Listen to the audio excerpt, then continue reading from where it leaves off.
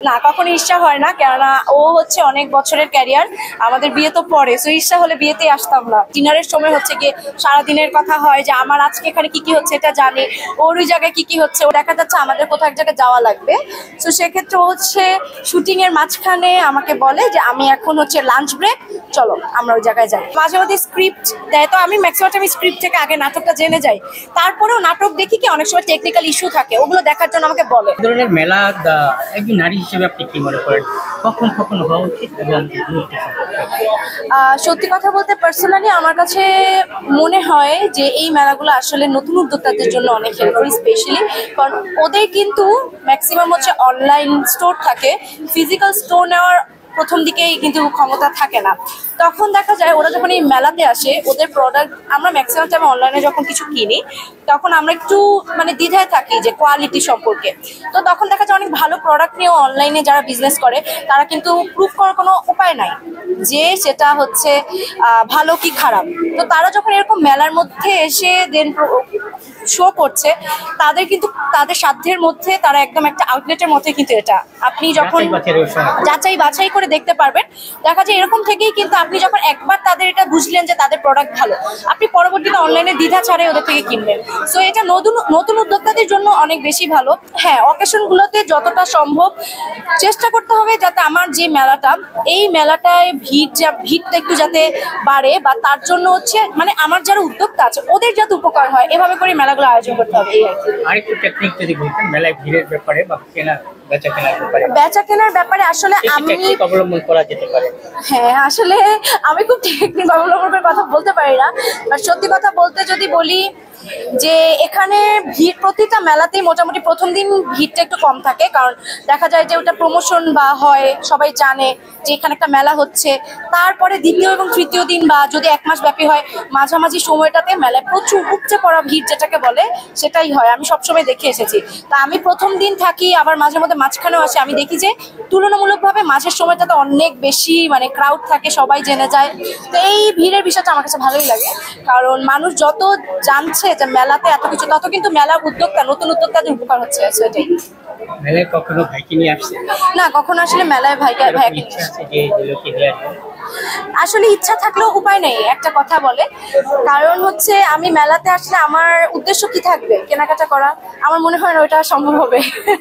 So ইচ্ছা থাকলেও আসলে উপায়টা নাই। এই সময় মেইনটেইন করে কি ভীষণ ব্যস্ত থাকে, আপনিও ব্যস্ত? হ্যাঁ, সময় মেইনটেইনটা আমরা হচ্ছে গিয়ে রুটিন আছে আমাদের, যেমন আমরা তো আগে থেকেই সবার স্কেডিউল জানি যে পুরো সপ্তাহে কার কবে কোথায় কি শুটিং থাকে বা আমার কোথায় কোথায় কাজ আছে, এটা মোটামুটি সবাই দুজনই সবসময় জানে। সেক্ষেত্রে মাঝখান দিয়ে হঠাৎ করে দেখা যাচ্ছে আমাদের কোথাও এক জায়গায় যাওয়া লাগবে, তো সেক্ষেত্রে হচ্ছে শুটিং এর মাঝখানে আমাকে বলে যে আমি এখন হচ্ছে লাঞ্চ ব্রেক, চলো আমরা ওই জায়গায় যাই। অথবা স্পেশাল অকেশন আমাদের থাকে যেটা যেমন বার্থডে বলেন, সেই সময়টাতেও তো ও হচ্ছে শুটিং যত সব ম্যাক্সিমাম তো অনেক লেট নাইট হয়, যেহেতু সিন বা ভিতরে অনেক টেকনিক্যাল ইস্যুর কারণে অনেক সময় লেট নাইট হয়ে যায়। তখন দেখা যায় ও আগে থেকেই বলে রাখে, শুটিং এর আগের দিন ফার্স্ট থেকেই 2 দিন মোটামুটি 2 থেকে 3 দিন হয়, তো বলে রাখে যে আমার লেট নাইট হতে পারবে না, কারণ আমার আজকে 11টার মধ্যে ছেড়ে দিতে হবে, যদি না হয় আমি চলে যাবো। সেই অনুযায়ী আপনারা যা যা টেকনিক্যাল ইস্যু এগুলো সলভ করেন, এভাবে করে স্পেশাল ডেগুলোতে কভার করে। আর যদি রেগুলার ডের কথা বলি, রেগুলার তো রেগুলার টাইমেই যায়, রেগুলার টাইমেই আসে। তারপর রাত্রেবেলা আসলে আমিও ফ্রি হই, ও ফ্রি হয়, ফ্রেশ ট্রেশ হয়ে খাওয়ার সময় ডিনারের সময় হচ্ছে গিয়ে সারাদিনের কথা হয় যে আমার আজকে এখানে কি কি হচ্ছে এটা জানি, ওর ওই জায়গায় কি কি হচ্ছে, ওরা অনেক কুকুর বিড়াল হচ্ছে চেষ্টা করে রেস্কিউ করার, সারাদিন সেগুলোর কথা বলে। তো এভাবে করে আসলে টাইম ম্যানেজ হয়ে যায় একসময়।